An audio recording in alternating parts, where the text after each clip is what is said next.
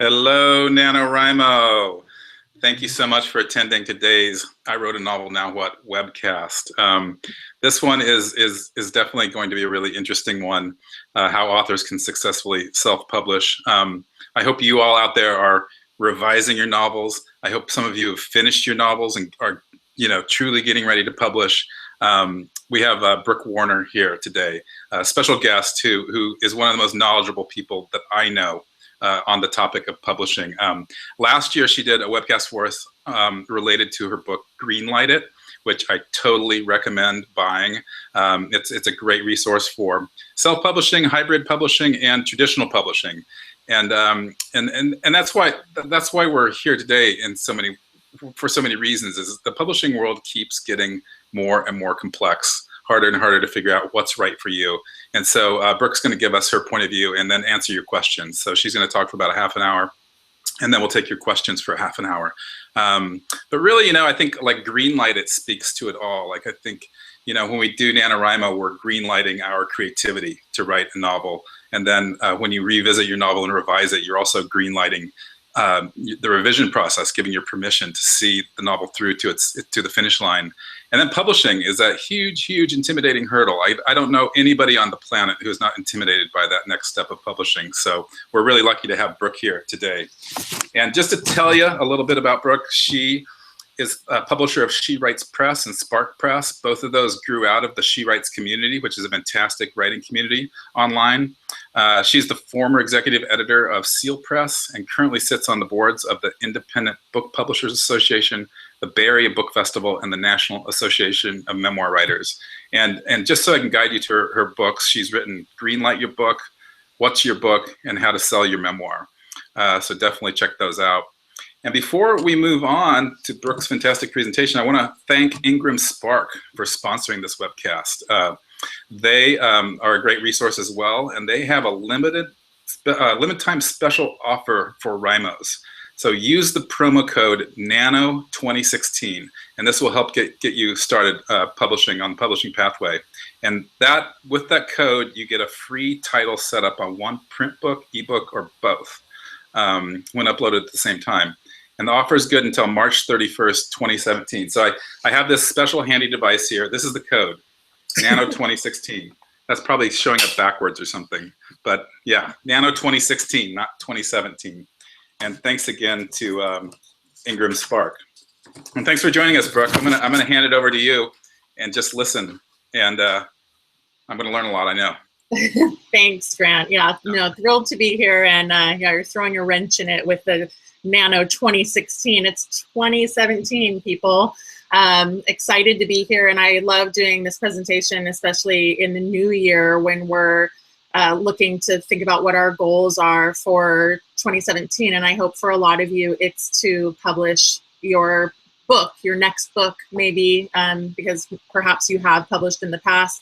And to Grant's point about the publishing industry changing so much, I know a lot of people who have traditionally published in the past or published in some alternative capacity in the past, maybe even self-published in the past, and then they're coming to this new world shocked by how much has changed and the professionalism of self-publishing, the opportunities that are here. And so I'm going to be talking to you guys tonight about how to successfully self-publish. And the reason that I'm passionate about this is because I do have my own press, and it's She Writes Press. It's a hybrid press, which means that it is somewhere between self-publishing and traditional publishing. But I consider myself an advocate for all authors. I'm sort of a populist in that sense, and I really want to help authors successfully publish, especially when they're doing it outside of the traditional paradigm. Obviously inside traditional publishing, there are certain gold standards, and some publishers publish better works than others. And as self-published authors, we have an opportunity to absolutely compete with traditionally published authors and books. But the thing is that you have to do it really well, and you have to do it even better than really well. And what excites me is that the indie community, and I really use independent interchangeably with anybody who is publishing outside of the traditional paradigm. And so I think that the independent authors, indie authors, are really where the momentum is right now. There's so much energy among indie authors. And so I want to start this presentation tonight by talking about the importance of embracing your indie spirit. The authors that I know who are the most successful alternative publishing people are those who are fully embracing this idea that being indie is not only kind of an identity that they wear, but that it actually matters. You know, that we're in a community, what Grant was talking about greenlighting it. My new book is called Greenlight Your Book. The whole concept behind that is to embrace this indie spirit and to do it on your own, and to not necessarily feel that you have to have the approval of the gatekeepers, because the traditional gatekeepers really are not, I would say in some ways they're out of touch with what readers really want. I have heard countless authors who've come to me and said, you know, what I'm hearing in traditional publishing is that my book is not marketable, that there's no audience for this book. And yet when I show it around, when I engage with my community, when I talk to people, everyone is telling me the exact opposite. Now, I don't recommend having that little circle of friends just be in your own immediate circle of family and friends. You know, yes, we're talking about standards tonight and really doing a good professional job with your book.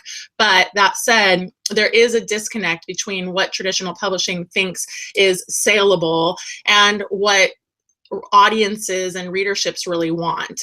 So when you become an indie author, you have a new responsibility. You have a mandate as you enter into indie authorship to do an excellent job with your book, not only because you want to do a good job and you want to be proud of the product that you put out, but because if you don't, you're actually contributing to an old school stigma against self-publishing authors that I actually think no longer holds water, because we have so many amazing independently published books out in the world, and yet people are waiting to pounce on you.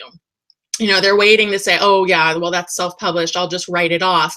But they cannot do that if you really play by the playbook and do a great job. And so you do have a responsibility in becoming part of this indie revolution and playing your part in the indie revolution. And I'm going to talk a little bit about that at the very end tonight, because I think it's an important piece of the puzzle. So to self-publish well, the first thing you want to do is choose your platforms, and that is pretty obvious. You know, you want to decide who you're going to publish with.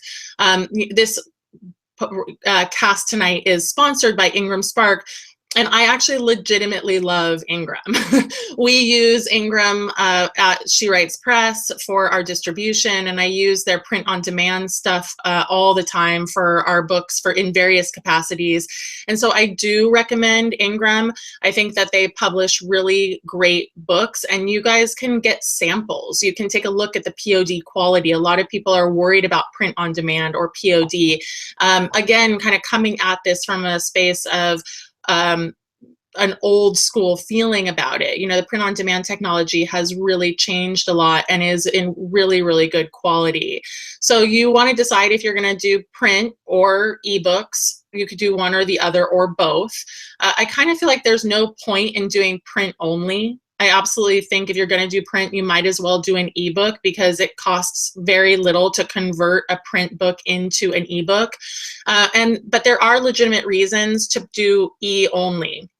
One of them is cost. You know, if you just want to test drive your market and maybe put something small or cheap out into the world, you could do an ebook only. But for the most part, I think if you're a serious novelist and you actually want to get attention for your book, you need to do a print book, because you will not get well reviewed, or any reviews for that matter, if you only do an ebook. Then you want to decide how passive versus active you want to be. I mean, there are countless places to put your work out into the world. And what Ingram does that's so great is they give you all those channels. CreateSpace is Amazon's platform that rivals IngramSpark. And I will mention it, you know, to be sort of transparent here, that Amazon obviously has a huge stake in this market, and a lot of people like CreateSpace. You know, I personally, I have sort of a love-hate relationship with Amazon, which I think a lot of people in publishing do. But you know, if you're going to use CreateSpace, use Ingram too. There's really no reason that you can't have your book on both platforms at the same time, as long as you're using the same ISBN. And on the point of ISBNs, you absolutely must buy your own ISBN. Don't use Amazon's ISBNs. You really need to take control of your own product and ownership of your own book. And one of the places that starts is with owning your own ISBN. There's so many things that we could touch upon in this webcast. And so I'm just going to touch upon some of the foundations and the basics. And I'm talking about choosing your publishing platform right now. And so, you know, we're talking about Ingram, we're talking about CreateSpace, but on the ebook side, there is the possibility to publish on your own, you know, doing Kindle, Nook, Kobo, Smashwords, all of these places, or you can use an aggregator, you know, like Smashwords or BookBaby, and you just put it up one place and then they put it out everywhere for you. One of the most confusing things about self-publishing, in my opinion, is that there are a lot of options. And so it can feel daunting when you're going, oh my gosh, what should I do? And sometimes there's no right or wrong here. You know, sometimes what it is simply like, what makes the most sense to you? I had a client recently who only wanted to publish on Kindle. That's not what I would do personally, because I would like my books to be available on other platforms and give people the option to not only buy from Amazon. But again, it's a lot about your own sense of the marketplace and where do you think people buy books and how widely available do you want your books to be and why. So thinking through all of those things. And then foundationally, when you're self-publishing, like I said, you really want to get your own ISBNs. You do that through Bowker, B-O-W-K-E-R, and you can buy 1 or 10 or 100. You can buy however many you want. And then you own those ISBNs, like I said, and you also want to be thinking about establishing yourself as an imprint. You're going to be taken a lot more seriously in the publishing world if your book is published by an imprint. And you can just come up with your own name for your imprint. You know, I have tons of examples of clients. You know, it's kind of fun to think about having your own imprint. And then your imprint is not just your name, you know, which is what it's going to show up if you don't have an imprint.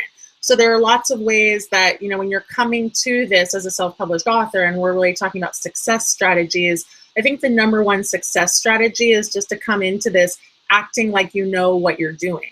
And one of the best ways to know what you're doing is starting with what you're doing right now, is educating yourself. You know, another obvious place is to get support, to, you know, ask for help from your community. That's one possibility. But I would go so far as to say that, yes, it's absolutely worth it and that you should spend money on hiring professionals. And that could be on the, you know, very small scale of just working with a consultant, you know, someone who is going to say, yes, that looks good, who's going to vet the work for you, who's going to tell you that your cover looks good or not. I think, unfortunately, for the self-publishing community, it is a bit of a, an insult to say that your book looks self-published. And yet the reason that that exists is because a lot of self-published authors are not publishing books that look up to par with what the traditional industry expects books to look like. And so you need to be thinking about the fact that you're entering into an ecosystem that has been around for hundreds of years. And you can't just show up as the new kid on the block and be like, oh, here's my amateur thing, and then expect everybody to take you seriously. That's not how this goes. And so when you're educating yourself, you know, and it depends on your bandwidth for this. If this stuff excites you and you love it, then you can really dig in and be an active self-published author. But if it doesn't, there's nothing wrong with that. I always say, like, if it's not really your thing and you have a day job and you have other passions and you just want to write, hire someone to help you do this stuff. You do not need to learn production and book design and formatting and all the many other elements that go into book publishing, because there are all kinds of people out in the world who assist authors to self-publish. It's a huge industry right now. And the main thing, of course, about hiring people is to get recommendations, you know, to work with someone who knows what they're doing, who really understands book publishing, who has a good stable of authors who can show you examples of book covers and interiors that they have worked on, and that you can say, okay, yeah, that looks great. And so you can hire people who, you know, can do everything kind of soup to nuts, or you can hire one-offs. You can hire someone to do your cover design and someone to do your interior. So consider that when you're thinking about hiring. But I actually think the most important person you can hire is someone who's in the role of consultant or coach, who would even just have one session with you to review your materials and to give you their opinions and to see if those opinions resonate with you and to be open to that kind of feedback. The other thing that I'll say about, you know, where to focus your success. I'm sure that if you've been out in the world of writing and authoring, you've heard of the term author platform. I really believe that in order to self-publish well, you want to nurture your author platform. And what that means is to continue to put yourself out there. So you may have done NaNoWriMo. Maybe you were blogging about it. Maybe you were putting it out on social media. A really good thing to do would be like, guess what? Now I'm attending a webinar and I'm thinking about publishing. People love to hear about other people's publishing journeys. It's just one of those amazing things that people can't get enough of. I've gone to conferences where entire panels were like, how did you get published? And it doesn't really matter if it's self-publishing or traditional publishing, because there's a lot of intrigue and stuff to understand in the process, and everybody's journey is different. So one easy way to nurture your author platform is just to write about your writing journey and what have you been doing and what insights have you gained. And then certainly another way to think about your author platform is around issues that you care about. And if at the center of your novel are particular issues or ideas or things that you care about or that you're passionate about, that is the key to your author platform. Like I'm working with a couple authors right now. I mean, interestingly, and it shouldn't be surprising, right? A lot of people are writing about stuff that has a lot of kind of political and social consequence right now. And so I have a couple of authors on my list who are writing about, you know, like one author it's 1984, and she's writing a book about a girl who's a social outcast kind of at the height of the AIDS epidemic, and someone in her town has AIDS and there's a big secret around it, and it's a lot about gay rights. And so it's relevant to right now and stuff that is happening, and so she's blogging about that, she's talking about it, and she's getting people who are interested in that topic interested in her book as a result of just talking about the issues that are at the center of her book. And that's just one example of many. But I often hear from novelists that they just cannot wrap their minds around how to build an author platform because they have a novel.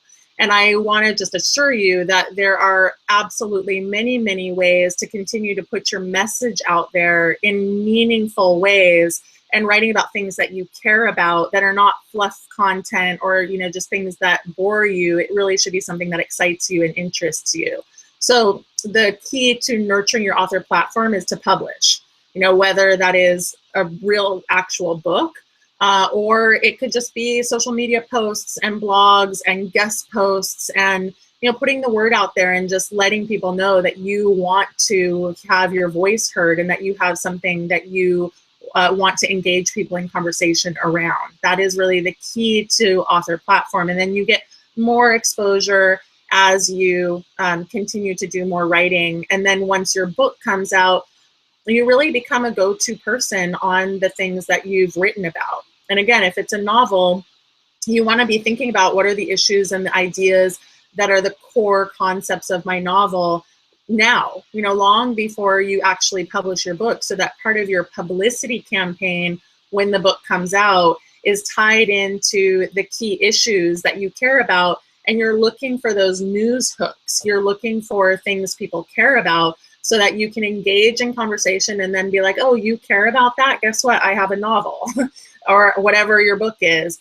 And it's a natural segue, and that's authentic publicity. It's authentic marketing because all you're really doing is engaging people in subjects that you care about and they care about. And then all of a sudden you have also written a book about it, and it's a really natural segue. And so these people that I know who, you know, are very passionate about their topics and the stuff at the heart of their novels, I feel like I always want to read their novels when I talk to them about it, because I'm like, oh my gosh, you wrote about that? That's so interesting.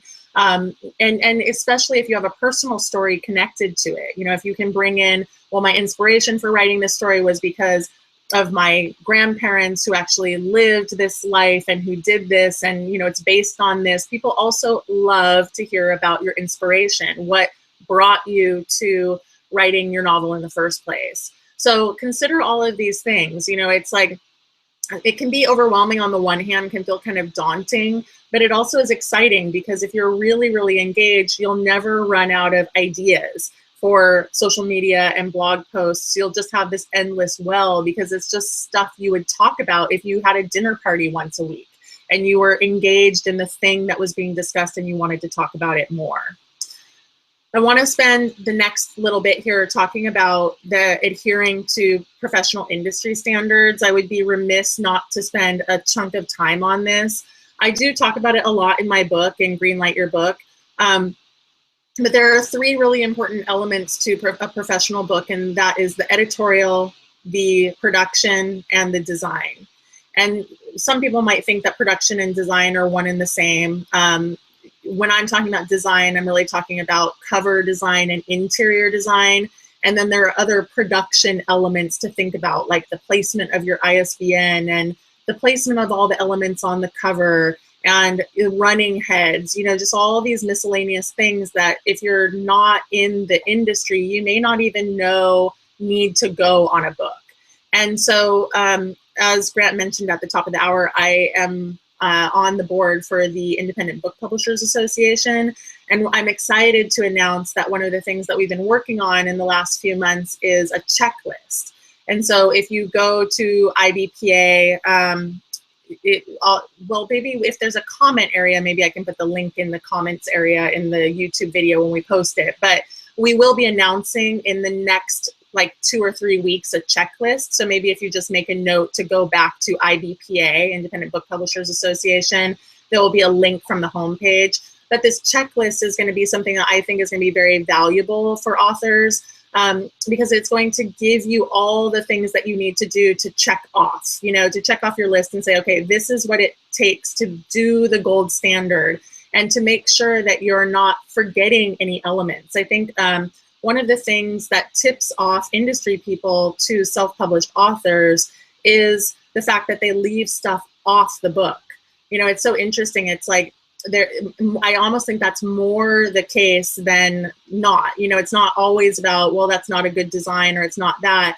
You know, I just see self-published authors doing these things that I say they don't know what they don't know, and so they omit things. I've seen books with no running heads. I've seen books with misplaced page numbers. I've seen, you know, formatting errors like around tabs and indents and, you know, all kinds of things, because if you're not adhering to Chicago Manual of Style, then you're not adhering to the gold standard of book publishing. And people who are in the industry will literally pick up your book, they'll turn it over front, back, they'll open it and they'll say, this is self-published. And you want that not to happen. You want them to go, oh, I wonder who published this book. And then you have your imprint and they go, oh, wow, you know, Daisy and Lilacs published this. Who's that? That is the kind of reaction that you want from the industry. And again, I'm saying this simultaneous to embracing your indie spirit, but indie does not necessarily, in my mind, equate with, you know, self-publishing equals indie. It's like self-publishing is part of that, but your job is not to have the industry be like, oh, that's a self-published book. Your job is to have the industry say, wow, that is a great book. And so that's where this part about, you know, becoming independent, adhering to the gold standards, doing this better than your traditional counterparts, and all of that is not only possible, it really should be the default for us. And my own work at She Writes Press has been all about that. You know, we've been really efforting to create these books that are on par with the traditional industry, and yet still saying, no, we're not traditional, and we're proudly not traditional. And I think it's an important space for us, because what we're trying to do, and what I see self-published authors doing too, is saying, you know, this is the green light message, right? Like, we're going to do it. We have the audience. We know what we're doing. We have this gorgeous work. It needs to be heard. And we don't have to listen to the marketers at the big five in order to get our work out in the world. So it's an exciting time. I mean, I really believe that the passion that the authors, you all, and authors in general who are independently publishing, bring to the larger field. You know, all the books that are being published right now, there are many, right? But you have a voice, and there is room, absolutely, for your book, even if the industry wants to tell you that there's not. So it's important. I want to just end on a few things. Explore and exploit your many opportunities for exposure and sales. There are so many things that you can do, and this is not a marketing webinar. Take marketing webinars. You know, look and see what other authors are doing. Network. Go to free online webinars. KDP, which is Kindle Direct Publishing, offers all kinds of promotional opportunities. There is a site called BookBub, B-U-B, BookBub, that you know, does campaigns where they discount books, and I've worked with authors who have sold thousands of books by being accepted into a BookBub campaign. I have a couple of authors right now who are going gangbusters on sales just by tweaking Facebook ads. You know, stuff that you're just like, really, is it that simple? You're just doing some paid Facebook ads. But if you Google, you know, how to sell books using Facebook ads, there are tons of articles written about it. So there's just so many ways to get your stuff out there, and so many opportunities, like I said, for exposure and sales. And when you're a self-published author, you need to be thinking about that stuff and thinking outside the box. And I hope not just limiting yourself to Amazon, but really believing in yourself enough to say, okay, yes, Amazon, absolutely, most books are going to get sold there. But beyond Amazon, and getting your work out into the world and being excited about the many opportunities, which includes hand selling, you know, going places and being like, I have a new book, or where can I speak? You really all of a sudden become a go-to person, as I said earlier. But a book lends you so much legitimacy and opens so many doors that it's truly exciting, the kinds of things that you can start to do once your book is out there. But I will tell you that those opportunities are going to be much faster and kind of coming your way if you make sure to adhere to these standards that I'm talking about. And that's kind of my #1 message. So I hope you will check out IBPA. I hope you will check out my book, Greenlight Your Book. And I hope you'll check out Ingram. You know, they also have a self-publishing IQ quiz, which is pretty cool. And that is on the link below when you watch the video or watch the recording of this tonight. So take the IQ quiz for authors. I think it's fun to see what they put together and to see where you land, and take advantage of that promo code. I mean, a free title setup is really an awesome offer.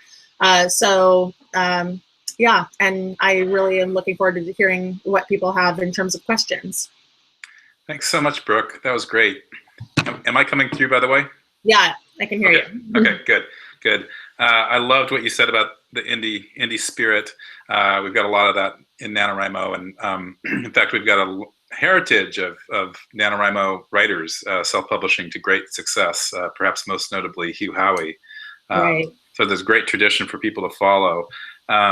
And we'll have to follow up. I'd love when the IBPA checklist is out. I'd love to find a way to get that to our people. Sounds great. Yes. You know? Yeah. And yeah, we've got a couple of questions here to start out. First one comes from Donnie St. Pierre. And he would like to get, he says, I'd like to get my career off the ground. I'm 15. Can I publish? I admire this question a lot. Can I publish? If I can, awesome. Will I be taken seriously?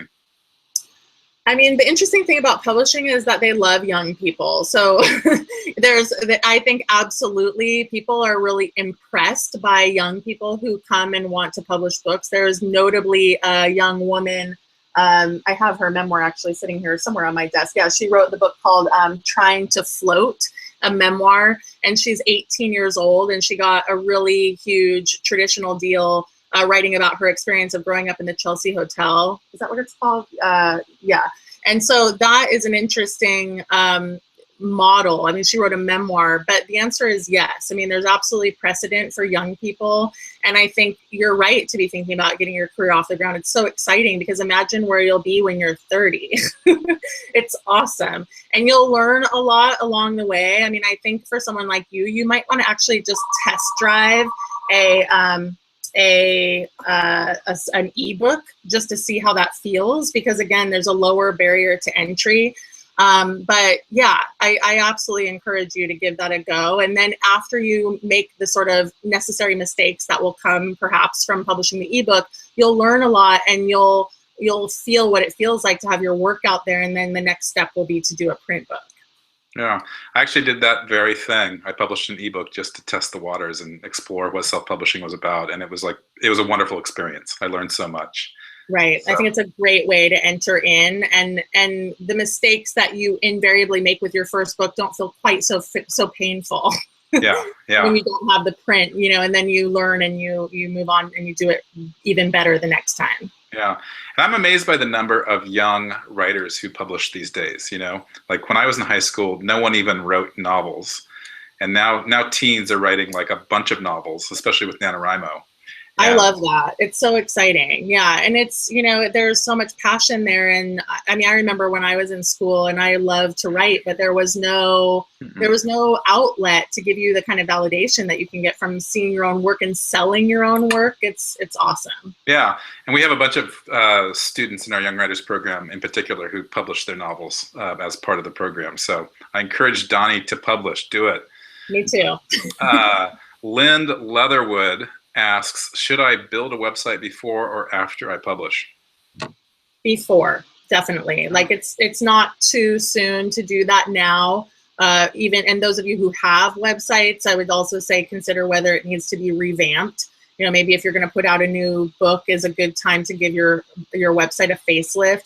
I think it all goes together, right? When I was talking about the author platform and your presence in the world, that level of professionalism that I'm talking about really extends to your presence online, and your website is really a mirror of the professional image that you want to put out of yourself. You get to make some decisions around that and what it looks like, but it's a really huge opportunity. And today, I think websites are the equivalent of business cards. Like they just are that important, and they show that you have real estate online. So absolutely. And then also like get those kinks worked out before your book comes out. And then you have this place to advertise your book and to talk about your book and to, bring readers back to your blog. There's so many good reasons to do it. What I think is interesting too is that, a lot of people have this perception that, when you're a self-published author, you have to do all that marketing and publicity yourself, and that when you're traditionally published, you don't have to do any of that. Right. And I think every author has to really hustle, to build that author platform and to reach and connect with readers. Right. And that's so true. And that's another way in which things have changed so much. This whole rise of the author platform is pretty recent.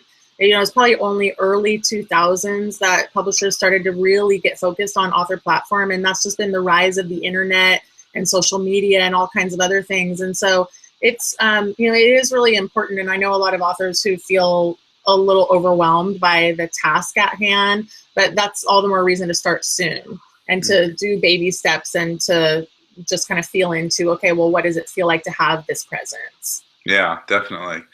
This next question comes from Cynthia Helton. Where can you find a coach? You're a coach. I am a coach.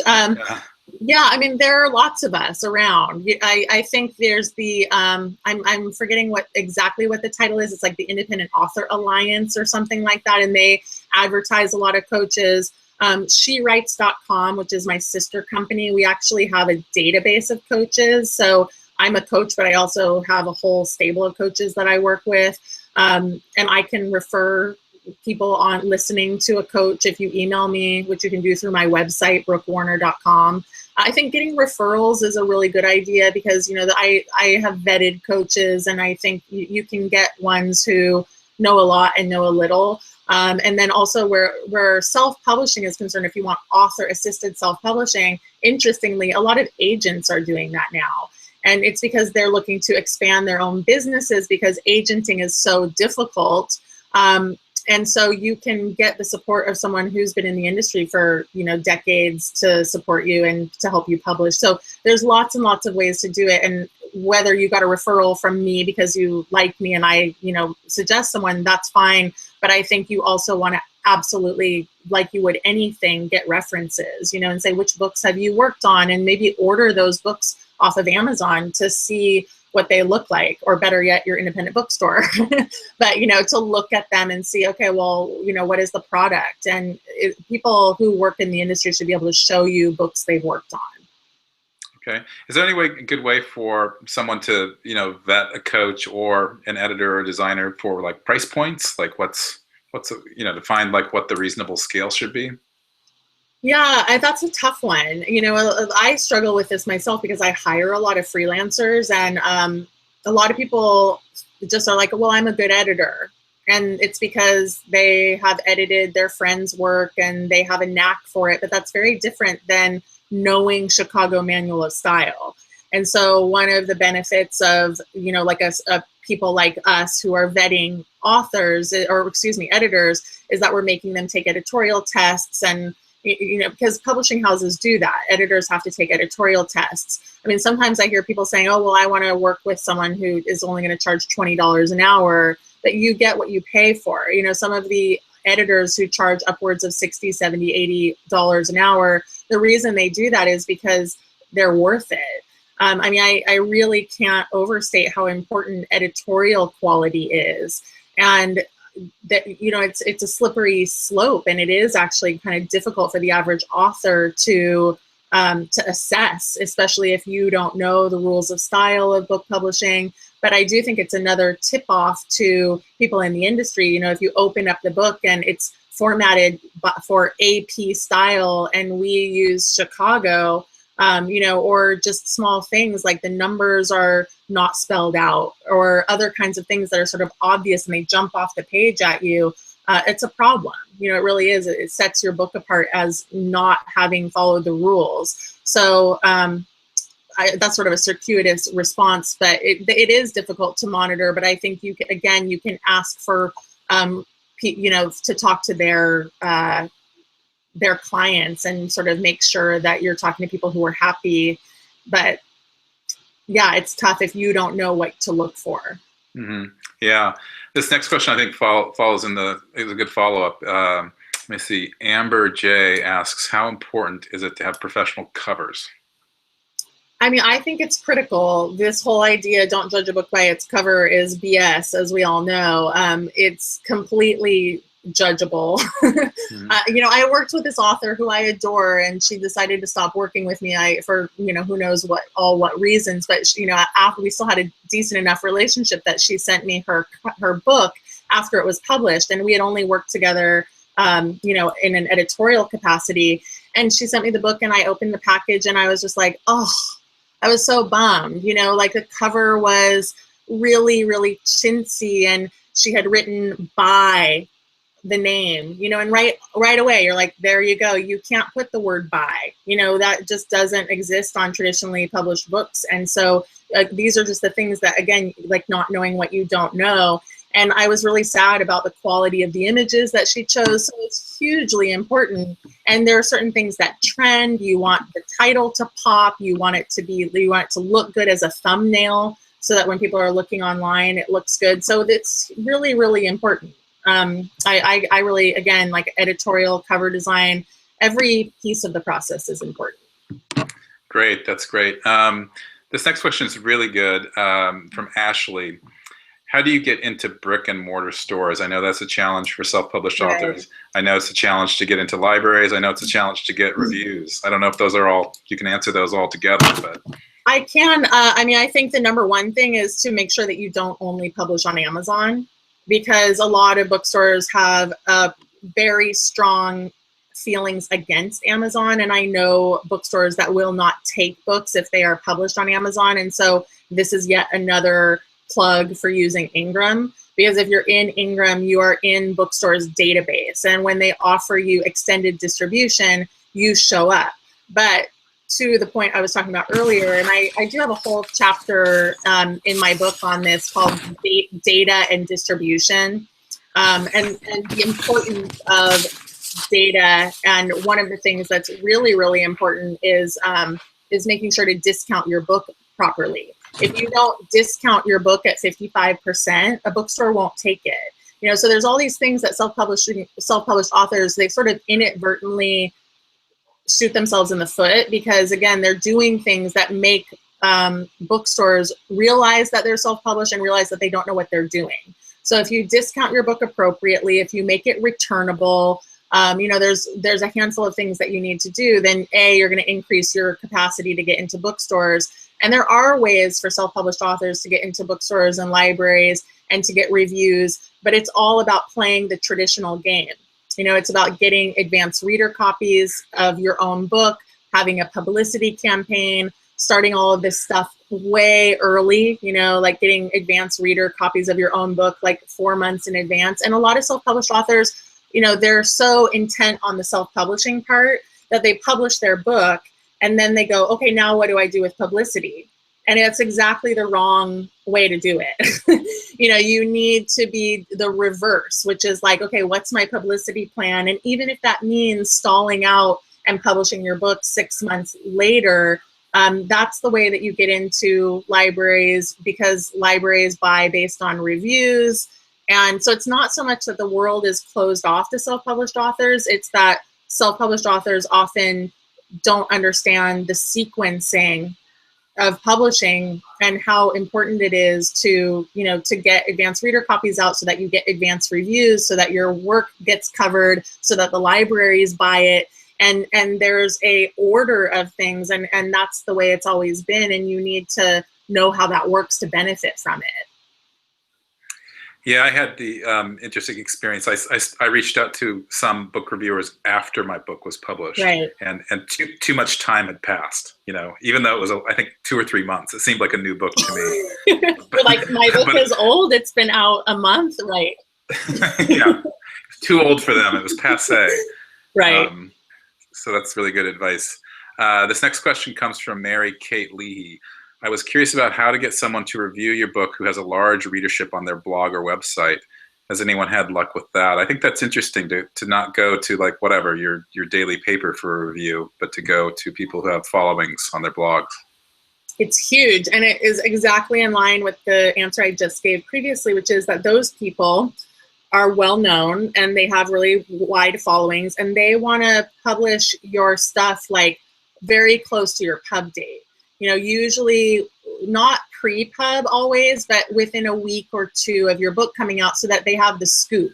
You know, they say, okay, this is a brand new book, it just came out. So when I did that myself, I mean, one of the biggest readerships that I had for my own industry book was Jane Friedman's blog, because she just has a huge presence. And so I reached out to her, you know, like 3 months in advance, and I said, I'm publishing this book, can I send it to you? Can I do a guest post on your site? And she was like, yeah, that's great. And we lined it up, you know, like she said, okay, it's going to run in June. And that I was making these plans in March. You know, if I had approached her in June, she might have said, well, sorry, you know, I'm booked out for guest posts until August. And maybe she would have done it. But the fact of kind of pre-loading that and thinking through who I wanted to be with, and to, you know, it also makes you look like you know what you're doing, because you're saying, you know, I'm lining up my publicity campaign, and you could even send them, you know, a PDF file of your book, or you could send them your media kit. And then again, they take you more seriously. It's much better than just like, oh, hey, you know, you don't want to say like, I'm self-publishing my book, you know, it's coming out, I'm not really sure what the pub date is, you know, I don't have any information on it. You know, you want to present yourself very professionally, like, here's my pub date, here's my ISBN, price points, media kit, and I want to guest post for you, and here's my idea. You want to make their lives easy, and that's when people are like, great, I'd love to have you. Mm-hmm. So I highly recommend it, but you do need to, you know, back into the dates and then figure out when the timing is going to be good. Mm-hmm. That's great. You mentioned media kit. I think there are things that I hope that's on your checklist. or something like that. There's so many things to remember, and even like what you said about the book covers, like what's left out. I mean, I think like we as readers sometimes don't appreciate all those little tiny details that lead up to the final product. Yeah, it's so important. And I think, I mean, I'll make a plug again for even if you don't have a big publicity budget. Like when I published my first book, I just decided that I was going to do kind of what I call the grassroots publicity. And it was fine.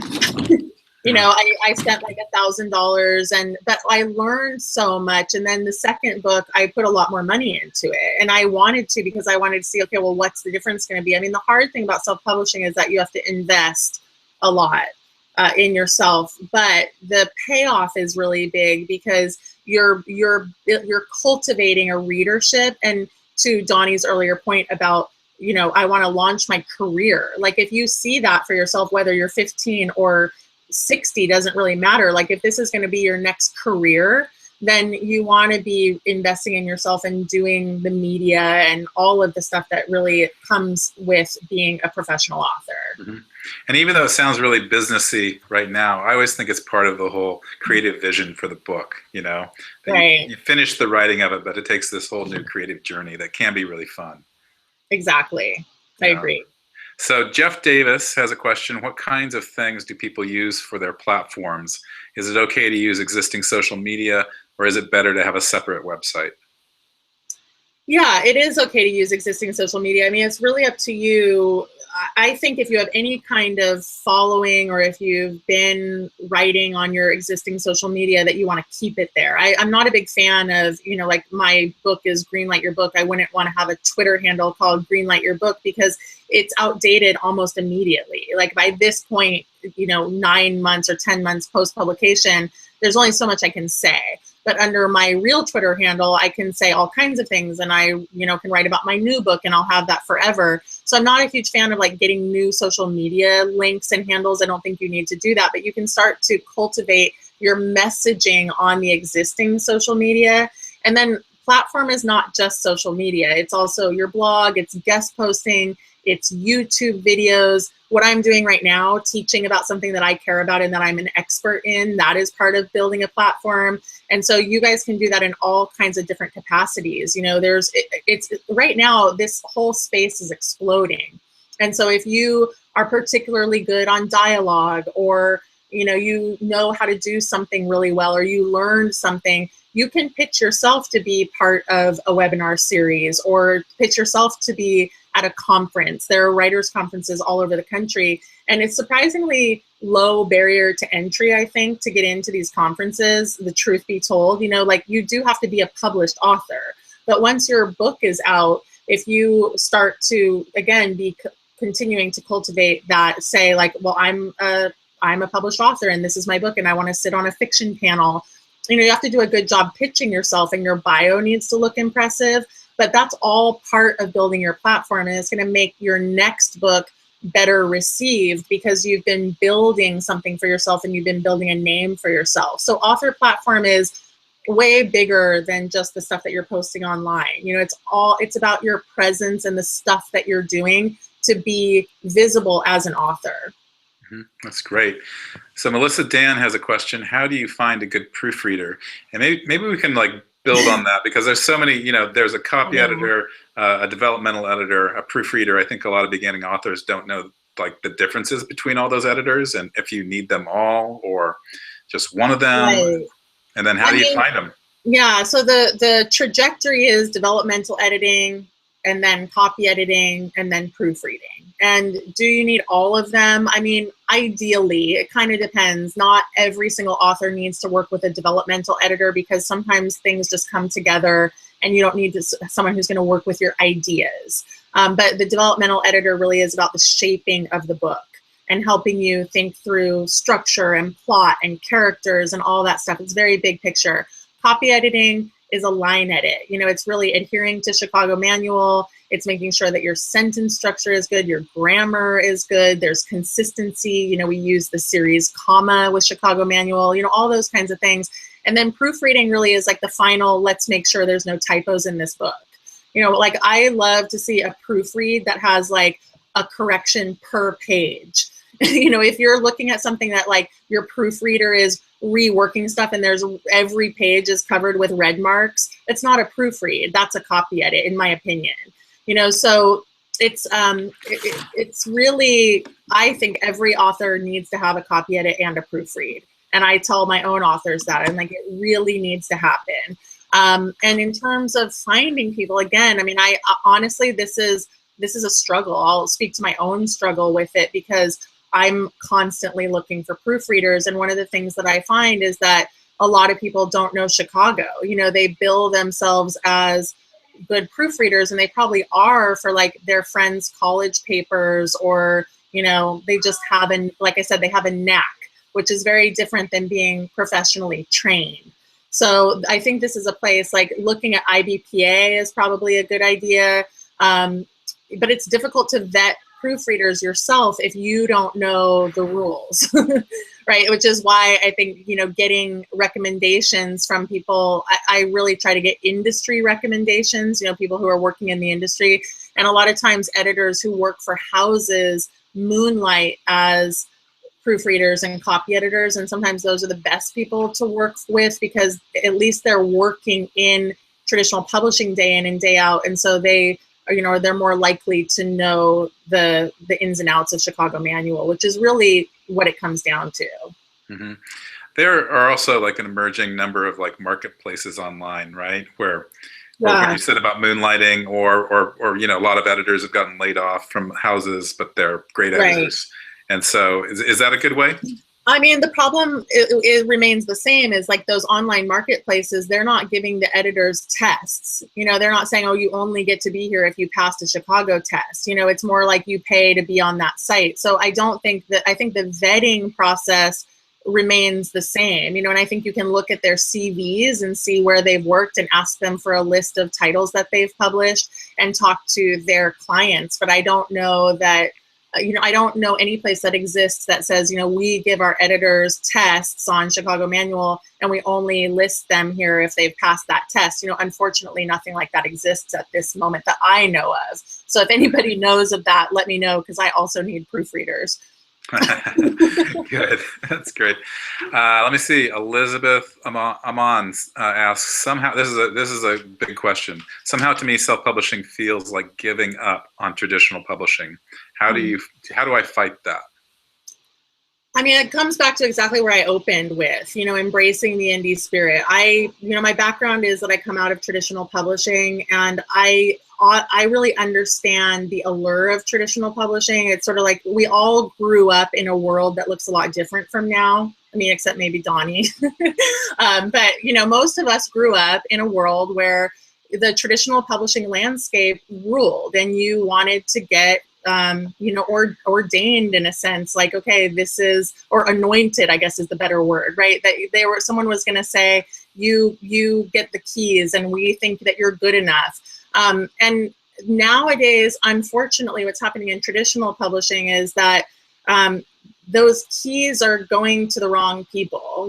Like they're basically publishing the Kardashians and the Hiltons, and it's more about your fame, and the big books that are getting published, even the literary ones, are reserved to people who are coming out of really well-known MFA programs, or the Iowa workshops, or whatever that is. And so there's a hierarchy problem going on, that the barriers to entry to traditional publishing are just absurdly high, and not always is it the case that the best books are getting published. And so I really speak from like conviction, but also personal experience, that traditional publishing is rejecting gorgeous books that should be published because the author is not famous or they don't have a big enough author platform.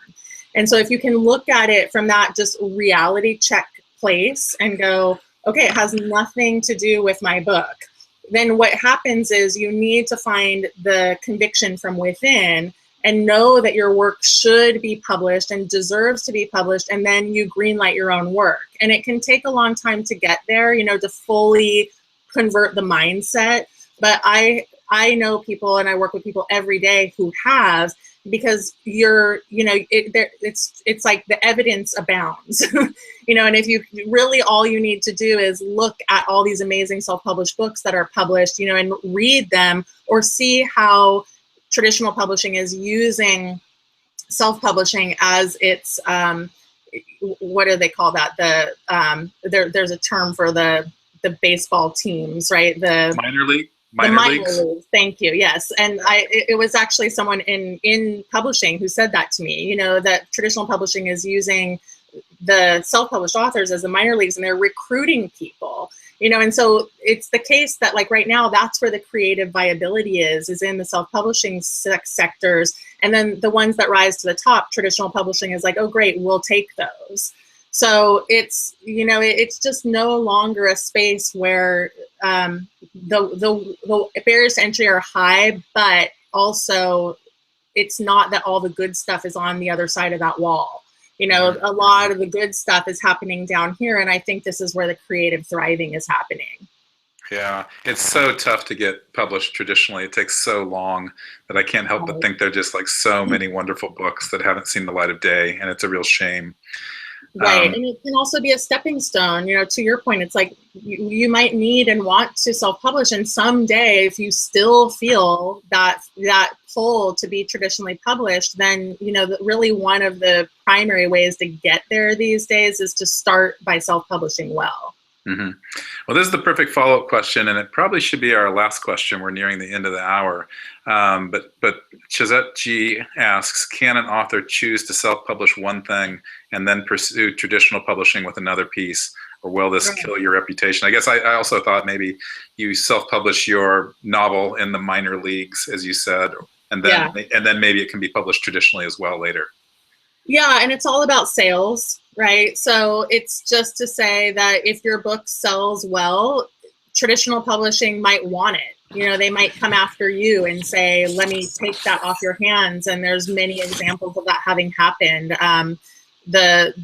Notably, you mentioned Hugh Howey, but there are so many examples of people that's happened for.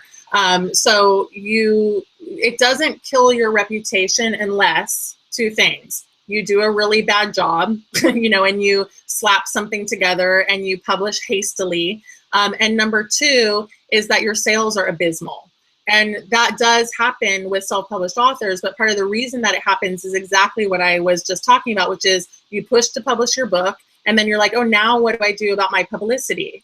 And guess what? You're not going to get any publicity, because the book publishing industry does not want publicity for a book that's already published. It's so much lead up time to that. And so if you have your eyes set on traditional publishing and you want to do it through self-publishing, you need to spend money on a publicist, and you need to start 4 to 6 months in advance. And then I guarantee you won't have that hard of a time selling, 500, 600, hopefully more, 1,000 or more is really successful. And book publishers look at 1,000 copies and they go, wow, she sold 1,000 copies on her own. Like, people think it needs to be 10,000 or 20,000, but it's not. It's 1,000. But most self-published authors are selling under 100. So if you just buck up and do what you're supposed to do, you should be able to sell, in that sweet spot, and then you will not tarnish your reputation. You will be looked at as someone who is savvy and who did it well. Great.